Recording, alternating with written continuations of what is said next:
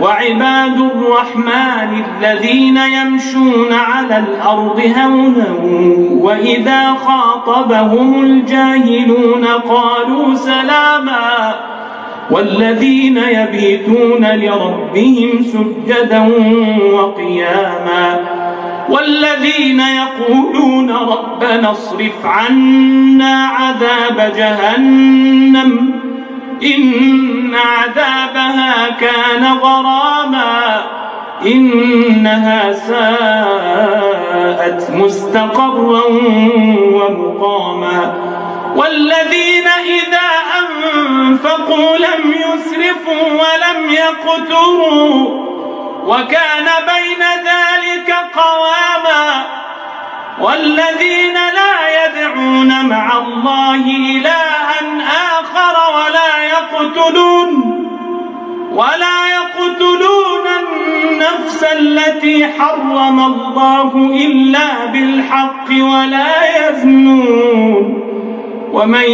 يفعل ذلك يلقى أثاما يضاعف له العذاب يوم القيامة ويخلد فيه مهانا إلا من تاب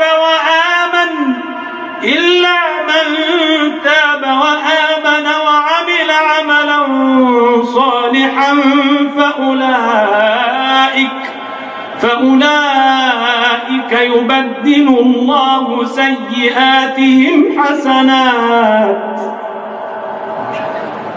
وكان الله غفورا رحيما ومن تاب وعمل صالحا فإنه يتوب إلى الله متابا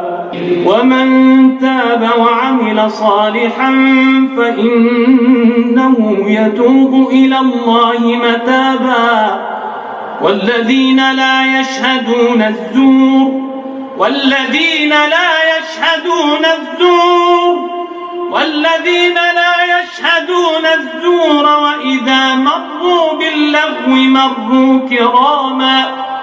والذين إذا ذكروا بآيات ربهم لم يخروا عليها صما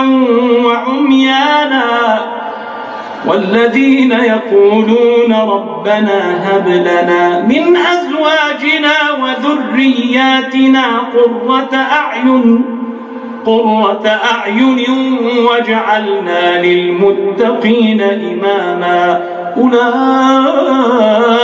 يجزون الغرفة بما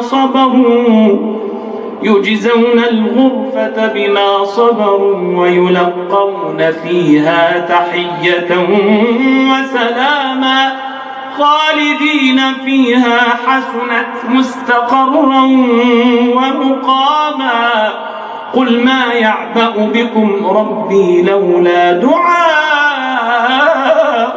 فقد كذبتم فسوف يكون لزاما.